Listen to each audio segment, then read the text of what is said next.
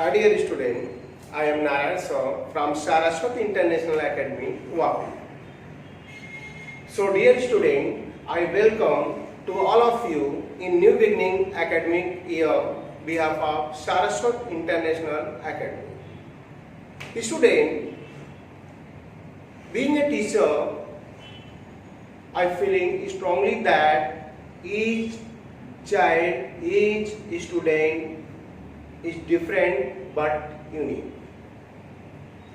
But dear student,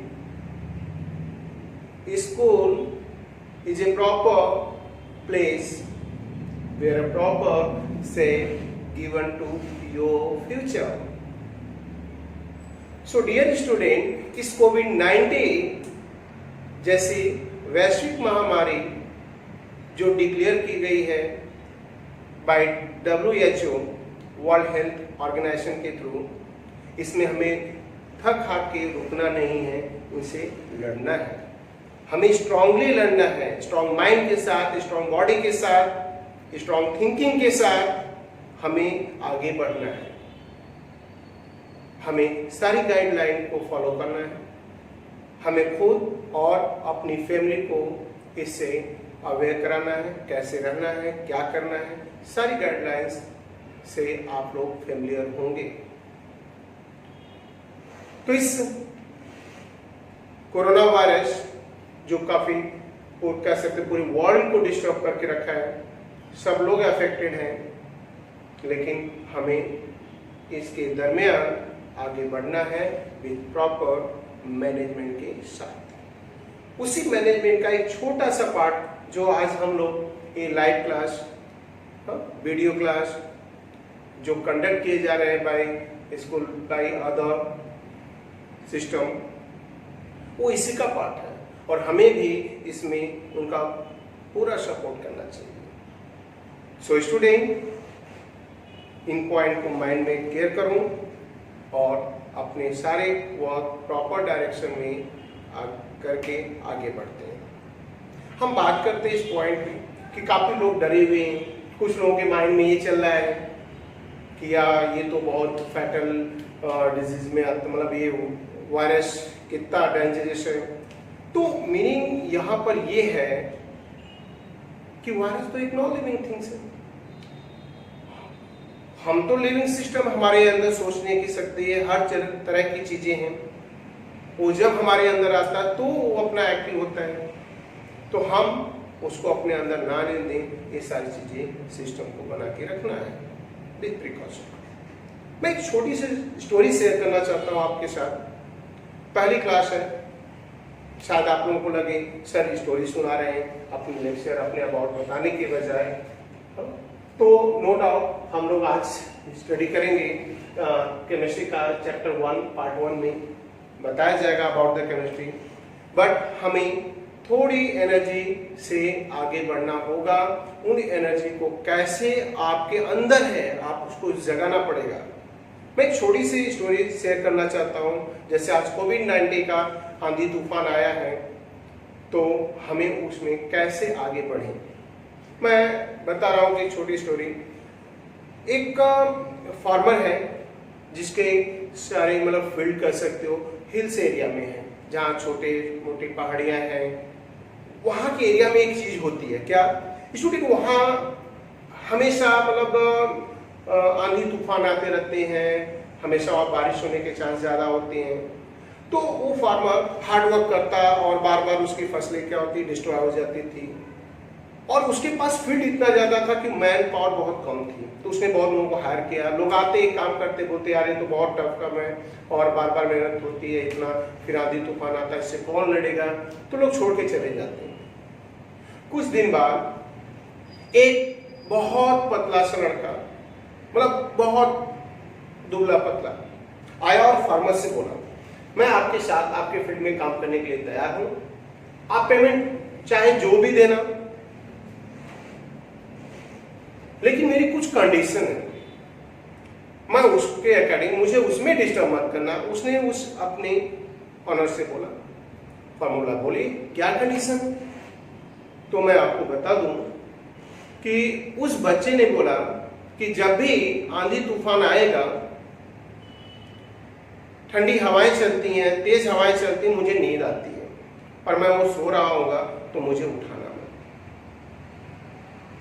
farmer का तो दिमाग ही हो गया, अरे भाई उसी समय तो हमें जरूरत है, उसी समय हमें जरूरत है, और आप ऐसा बोलो तो फिर हमारी रिक्वायरमेंट क्या? उस समय हमारे एनिमल्स हैं, हमारे फसलें हैं, वो सब उड़ जाएंगे, डिस्ट्रॉय हो जाएंगे, तो फिर हमारा क्या यूज है तुम्हारा?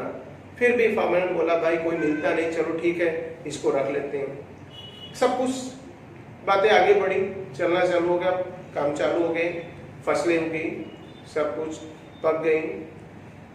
रबी के बाद हार्वेस्टिंग की गई, हार्वेस्टिंग के बाद और हुआ, और फिर फार्मर देखा कि एक दिन शाम को काले काले बादल आ रहे हैं, सारी चीज में हवाएं तेज हो रही हैं और बहुत तेज हो रही हैं, तो दौड़ा दौड़ा गया, देखा तो सच में वो बालक उधर सो रहा था, खूब गहरी नींद में सो रहा है, इसको जगा रहा है, बार बार जगा रहा है, उठने का नाम ही नहीं ले रहा है, उठने का नाम ही नहीं ले रहा। फिर उठा, बोला साहब जी हमने बोला था कि जिस दिन ठंडी हवाएं चलेंगी, आंधी तूफान आएगा, हम उस दिन हम क्या करते हैं, गहरी नींद में सोते हैं, तो हमें जगाइएगा नहीं।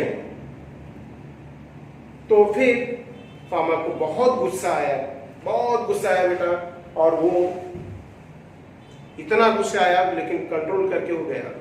जब गया अपने फील्ड पर, अपने जहाँ उनकी गौशालाएं होती थी, जहाँ उसके जानवर बंधे होते रहते थे, सारे एनिमल को देखा तो उसकी आंखें खुली की खुली रह गई। आखिर उसने वहां पर क्या ऐसा देखा? मैं बताऊं स्टूडेंट, वहां उसने ये देखा कि तेज हवाएं चल रही, बारिश हो रही है, लेकिन उसके सारे एनिमल ऐसी प्रॉपर जगह बंधे थे जहां पर इस तेज हवा, इस आंधी तूफान का कोई इफेक्ट नहीं है, कोई भी इफेक्ट नहीं है। फिर देखा फसल की तरफ फील्ड में कि भाई सारी फसलें तो एकदम टाइटली हेल्ड हैं, उसने रस्सी से बांध के रखा है सारी फसलों को एकदम प्रॉपर जगह कि आंधी तूफान का इफेक्ट नहीं पड़ रहा है, उसको कवर करके रखा है। फिर वो मुस्कुराया, फार्मर वहां मुस्कुराया और बोला खुद से कि उस बच्चे ने क्यों ऐसा बोला था मेरे से कि जब तेज हवाएं चलती हैं तो हम सोते हैं और हमें जगाना। वापस गया और फिर अपने काम में लग गया। सो स्टूडेंट, इससे क्या हमें सीख मिलती है, क्या इंफॉर्मेशन देता है छोटी सी स्टोरी? हमें क्या दे रही है स्टोरी? ये हमें बता रही है कि ये कोरोना वायरस जैसे आंधी तूफान न जाने कितने आएंगे, हमें उनसे डरना नहीं है, हमें काम करना, हमें पढ़ना, हम स्टूडेंट तो हमें पढ़ना पड़ेगा, हम अपने काम में लगेंगे, पूरा फोकस अपना स्टडी पे देंगे, न कि हम इस कोरोना वायरस के डर से हम सारे काम धंधे बंद कर दें और छोड़ के बैठ जाए। नहीं, आज एक चल रहा है, दूसरा इससे बड़ा आंधी तूफान आ सकता है। सो स्टूडेंट, ये स्टोरी शायद आपके माइंड में अच्छी पॉइंट्स को स्ट्राइक कराए। तो आगे बढ़ते हैं और लेसन पे आते हैं। हम बात करते हैं केमिस्ट्री चैप्टर 1। नेम जो लेसन का है, some basic concept of chemistry. तो पहले आपने साइंस पढ़ा है, साइंस में फिजिक्स, केमिस्ट्री, मैथ, बायो तीनों पार्ट आ जाते हैं, लेकिन अब हायर सेकेंडरी में हमारा सारा सब्जेक्ट अलग हो जाएगा। इन सच केस अगर हम बात करें तो पहले मैं आपको केमिस्ट्री के बारे में ही बता देता हूं। केमिस्ट्री, आखिर केमिस्ट्री है क्या? क्योंकि हम सिंपल सा हम घर अपना लेते हैं तो उसका नाम पढ़ता है, भाई हमारा ये हाउस, ये हाउस, हम सब्जेक्ट पढ़ रहे हैं, तो व्हाट इज केमिस्ट्री, उनके अबाउट भी जानो। अगर हम बात करें केमिस्ट्री है क्या, बोलते क्या है इसको, the branch of science that deal with the study of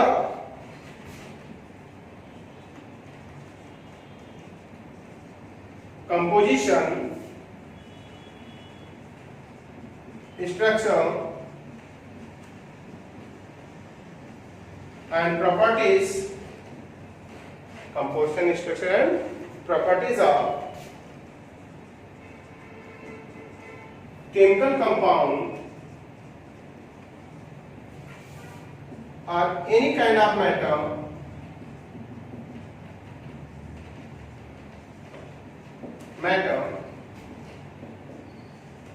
is called chemistry.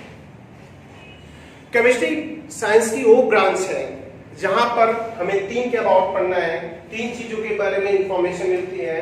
First is the, मैंने यहां मेंशन किया student, composition, second is the structure and third is the properties.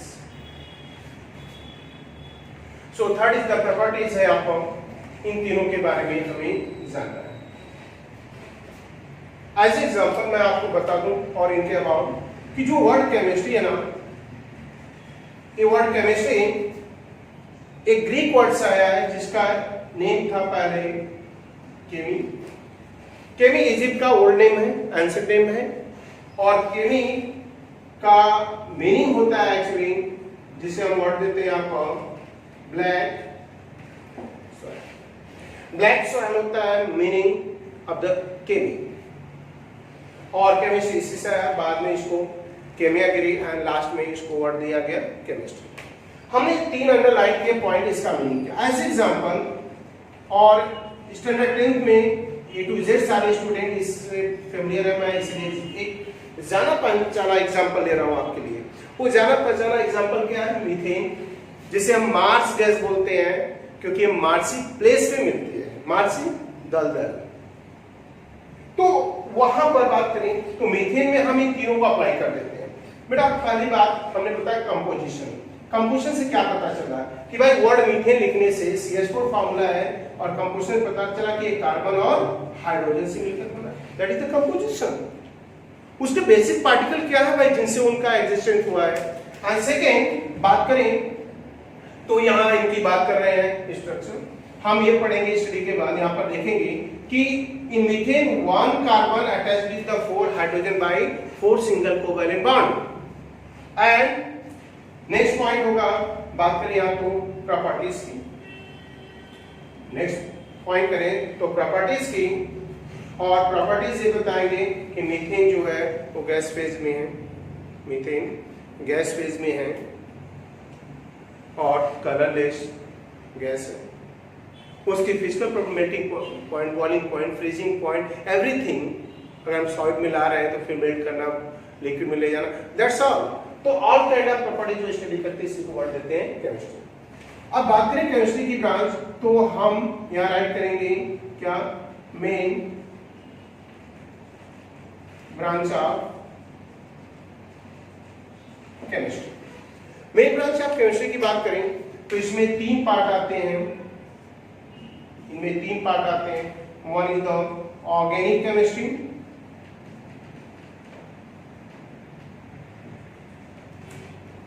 Second बात करें तो इनऑर्गेनिक केमिस्ट्री,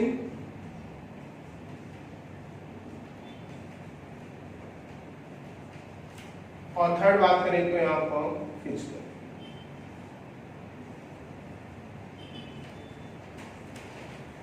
ये main तीन branch हैं। ऐसे तो बहुत सारी ब्रांच हैं। एक ह्यूमंस का कर सकते हैं, और या हम लोगों की बात कर सकते हैं कि सबकी लाइफ टोटली केमिस्ट्री पर ही डिपेंड है। एवरीथिंग जो हमारे हाउस होल्ड में है, चाहे वो किचन के कोई यूटेंसिल हो, चाहे वो प्रेशर कुकर हो, उसका हैंडल हो, उस पर लगाए गए वो PVC की कोटिंग हो, A to Z कपड़ों के कलर से लेकर सब पार्ट कहीं कहीं इनसे रिलेटेड है, और सब उनके अकॉर्डिंग आते हैं। और kind of medicine A to Z। So student, chemistry का मीनिंग समझ में आ गया होगा। The branch of science that will be the study of the composition, properties and structure of any kind of compound is called chemistry. And कहां से है Greek word केमी से, मीनिंग क्या होता है, black soil.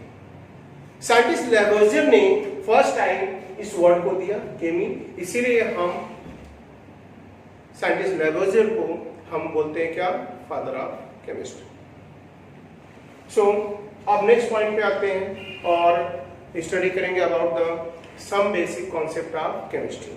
Some basic concept of chemistry में पहला पॉइंट हमारा आएगा, पहले इनके अबाउट बता दूं मैं कि कैसे क्या करना है। एक इंपॉर्टेंट यहाँ पर पार्ट है किसी भी कॉम्पिटिटिव एग्जाम का, चाहे नीट हो चाहे जेई हो। हम केमिस्ट्री को अगर पूरे परफेक्ट तरीके से एनसीईआरटी करते हैं तो मैं आपको बता दूं कि 80%, 85 to 90% आपका जेई मेंस यहीं से क्लियर होगा। बहुत ज़्यादा हमें जाना नहीं पड़ता इसके लिए। नीट 100% क्लियर हो जाएगा। टोटली वेस्ट है बेटा एनसीईआरटी फॉर्म, हमें ए टू जेड पॉइंट। और सबसे बड़ा बेनिफिट है कि अगर हमारा टेक्स्ट बुक क्लियर है तो बोर्ड में हमारा परसेंटेज भी 90+ ही रहेगा। इसलिए सबका फोकस कहाँ होना चाहिए? टेक्स्ट बुक के ऊपर, उनके न्यूमेरिकल, उनके एक्सरसाइज, उनके टॉपिक केयरफुली रीड करना हमें। और बिग एनर्जी जितना करो परफेक्ट करो, 100% करो कि टोटल चीजें क्लियर हो जाए।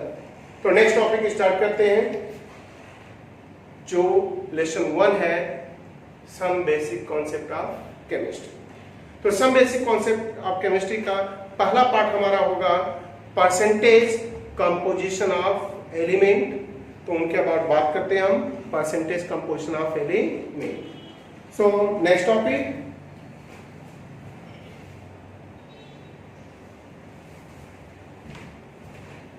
सो स्टूडेंट हम पहले पॉइंट की बात करते हैं। Some basic concept of chemistry में हम पढ़ेंगे percentage composition. So percentage composition की बात करें तो हेडिंग होगी हमारी परसेंटेज कंपोजिशन। अगर हम बात करते हैं परसेंटेज कंपोजिशन की तो है क्या पॉइंट्स हैं? बोलते क्या है यहाँ पर? As element, chemical, each element in chemical compound have definite mass percentage. Each element in chemical compound have definite mass percentage. It is called mass percentage of element. मतलब कोई भी कंपाउंड ले लो, जैसे वाटर ले लिया तो हाइड्रोजन ऑक्सीजन। अगर अब हाइड्रोजन का भी एक डेफिनेट मास परसेंटेज के साथ कंबाइन होता है ऑक्सीजन से, ऑक्सीजन भी हाइड्रोजन के साथ डेफिनेट मास परसेंटेज का कंबाइन होता है। और दोनों का समेशन जितने भी एलिमेंट है या अदर कंपाउंड है 100 होना चाहिए। तो मास परसेंटेज का मीनिंग होता है each element in chemical compound have a definite mass percentage, it is called mass percentage of element. अगर हमें किसी भी एलिमेंट का मास परसेंटेज निकालना है, so mass percentage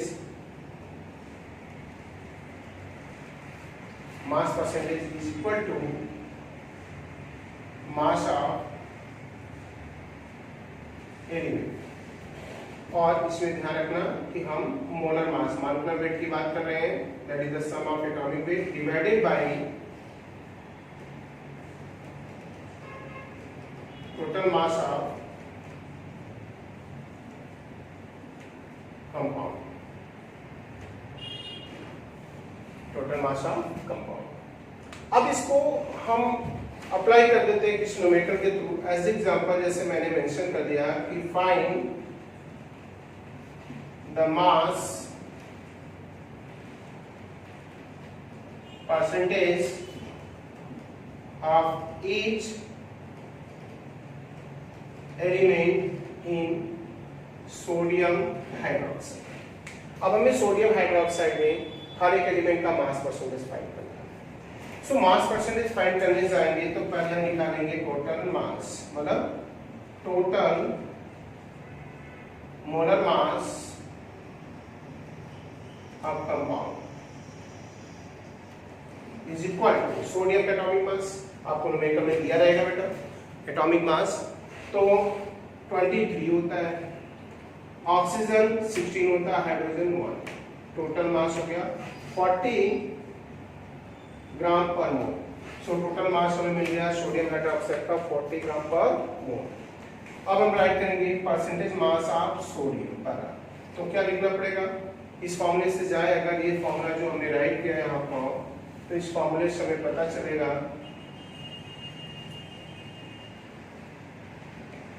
mass of sodium into 100 divided bye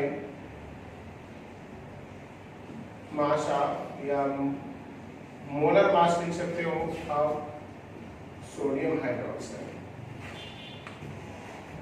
अब मास ऑफ सोडियम कितना है 23 into 100 divided bye 40।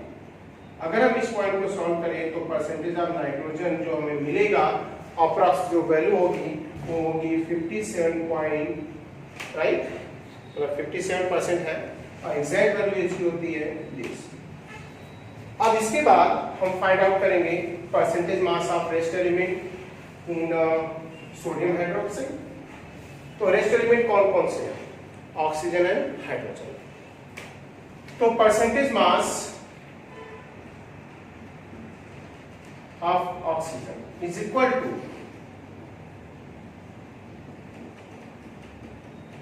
Atomic mass of oxygen into 100 divided by molar mass of NaOH. So atomic mass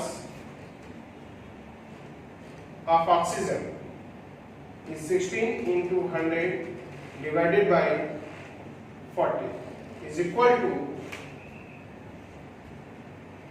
जो हम calculation करेंगे 16 यहाँ पर, तो आपका जीरो कैंसिल करें तो 160/4। सो परसेंटेज जो हमें मिल रहा है एग्जैक्ट कितना 40%। नेक्स्ट पॉइंट पे जाए तो हम इसको राइट कर सकते हैं। अगर हमें परसेंटेज ऑफ 3 एलिमेंट से कंपाउंड बना है तो हम 2 का ऐड करके 100 माइनस कर दो, थर्ड का मिल जाएगा, या डायरेक्ट कैलकुलेट कर लेंगे। तो percentage mass of hydrogen is equal to hydrogen का mass, hydrogen here कितने टाइम प्लस हुआ 1 टाइम, तो 1 into 100 divided by 40, 1 into 100 divided by 40 that is 2.5%, that is the mass percentage। so mass percentage किसी भी element का find करना compound में, तो उस एलिमेंट का मास अगर एलिमेंट 2, 3, 4 टाइम यूज हुआ है तो mass of one atom into number of atom into 100 then divided by total mass करेंगे कंपाउंड का। सो नेक्स्ट न्यूमेरिकल करते हैं इसको स्टूडेंट, नेक्स्ट न्यूमेरिकल करते हैं, सिमिलर एक और एग्जांपल करते हैं, तो देन कॉन्फिडेंस हमारा बढ़ेगा इसको। सेकेंड पॉइंट पे जाते हैं, एक और फाइंड करते हैं, ऐसे ही न्यूमेरिकल कैलकुलेट करते हैं, फिर प्लस होमवर्क देंगे, आप उनके बेस पर करो। इजी सा टॉपिक है, पहले लेक्चर का पहला टॉपिक है पार्ट 1 में। हम राइट कर दिए आपको कि calculate the mass percentage of carbon, hydrogen and oxygen in acetic acid. Acetic acid मैं बोल रहा हूं, फॉर्मूला भी मैं राइट कर रहा हूं, एसिटिक एसिड। अब एसिटिक एसिड है क्या, उनके अबाउट बात करते हैं। एसिटिक एसिड का फॉर्मूला ये रहा, तो हम पहले क्या निकालेंगे इसका मोलर मास। मोलर मास निकालने जाए तो मैं पहले लिख दे रहा हूं कि कार्बन का एक एटम का मास 12, हाइड्रोजन का 1 और ऑक्सीजन का कितना होता है 16। Carbon here implies 2 time 1 and 2 student, तो हम लिखेंगे क्या 2 into 12। कार्बन का मास एक एटम का 12 होता है, 2 बार यूज हुआ है तो हम क्या करेंगे 2 into 12 प्लस हाइड्रोजन 4 टाइम है, देखो 3, 1, 4, तो 4 into 1 प्लस ऑक्सीजन 2 टाइम है, 1 एटम का मास 16 है, 2 का कितना हो गया 32। अब इसका कैलकुलेशन कर लेते हैं 12, यहाँ पर ऐड करेंगे into 2 कितना हो जाएगा 24 प्लस 4 प्लस 32। देखो 4, 4, 8 to 10, 3 to 5, 1, 6, टोटल मास हो गया 60 ग्राम पर मोल, दैट्स ऑल। 60 ग्राम पर मोल हो गया। एंड देन आफ्टर अगर हम बात करें यहाँ पर तो अगला पॉइंट आएगा हमारा क्या कि मास परसेंट, मास परसेंटेज ऑफ, पहले राइट कर देते हैं कार्बन, तो क्या लिखेंगे यहाँ पर mass of carbon into 100 divided by total molar mass of compound, उस कंपाउंड का टोटल मास।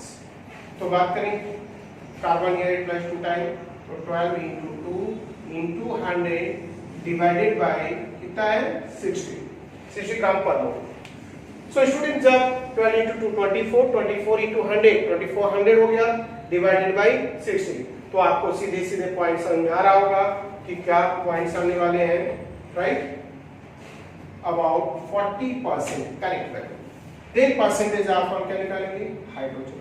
सिमिलरली हाइड्रोजन ये कितने टाइम टोटल यूटिलाइज हुआ है, एस्टिक एसिड में हाइड्रोजन कितने टाइम है 3 1 4, तो लिखेंगे 4 या पूरे परफेक्ट पॉइंट पे जाए तो हम राइट करेंगे mass of hydrogen into 100 divided bye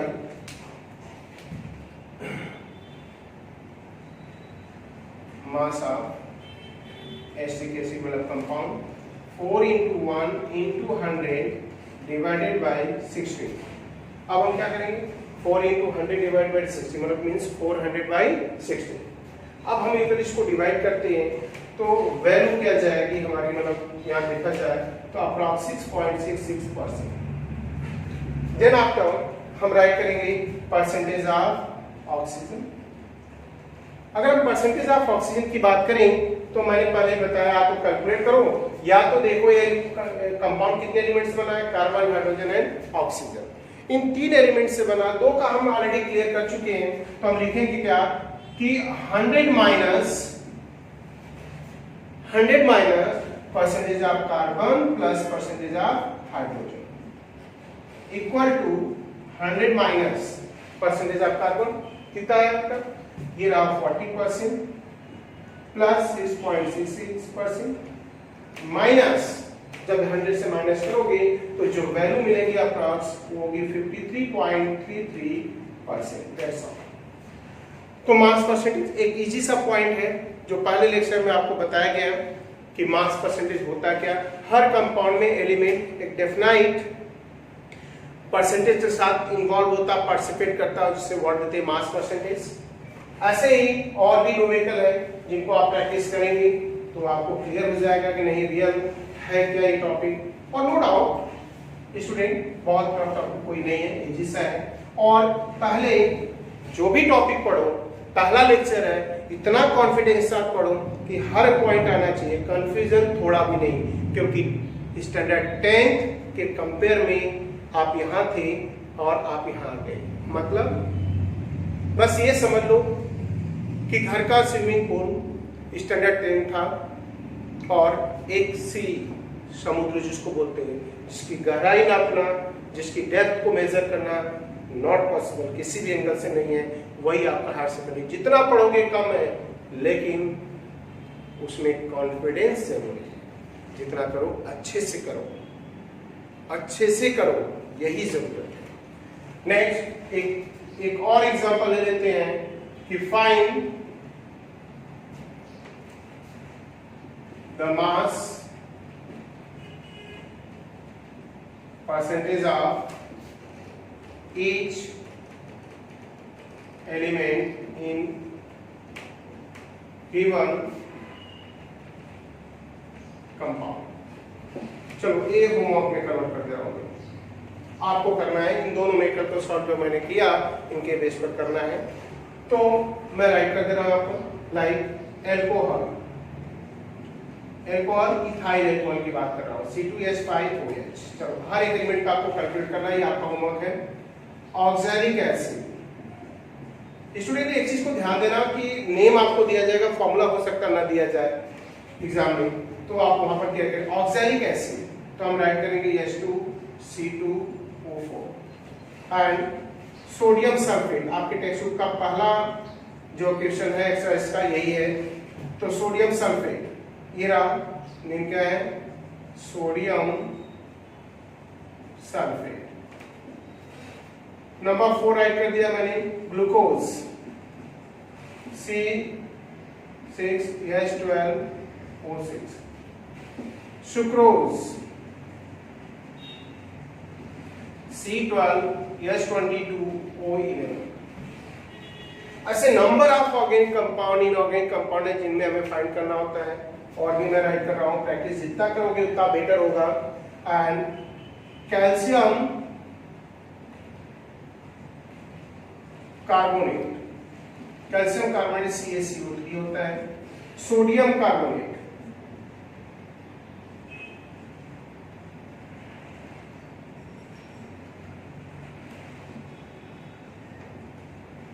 Na2CO3 होता है। एंड देन बात करें तो इन एलिमेंट के एटॉमिक मास क्या है? कार्बन 12 होता है बेटा, ऑक्सीजन 16 होता है, हाइड्रोजन 1 होता है, कैल्शियम 40 होता है, सोडियम 23 होता है, राइट। ऐसे नंबर ऑफ कंपाउंड है जिनकी रिक्वायरमेंट यहाँ पर मैंने सबको दे दिया है। तो आप इनके बेस पर इन सबका मोलर मास निकाल के और ईच एलिमेंट का मास परसेंटेज फाइंड आउट करेंगे, और अच्छे तरीके से आप इनको प्रैक्टिस कर लो। नो डाउट आपको कोई प्रॉब्लम नहीं होगी मास परसेंटेज कैलकुलेट करने में, क्योंकि नेक्स्ट लेक्चर में अभी हमने कंपाउंड दिया है, फार्मूला दिया है, हम मास परसेंटेज निकाल रहे हैं। दूसरे लेक्चर में जब हम आएंगे तो सेकेंड लेक्चर में होगा कि मास परसेंटेज दिया होगा और हम फार्मूला कैलकुलेट करेंगे। तो उसके लिए हमें इनकी इंफॉर्मेशन परफेक्ट होनी चाहिए। That's all. Thank you student.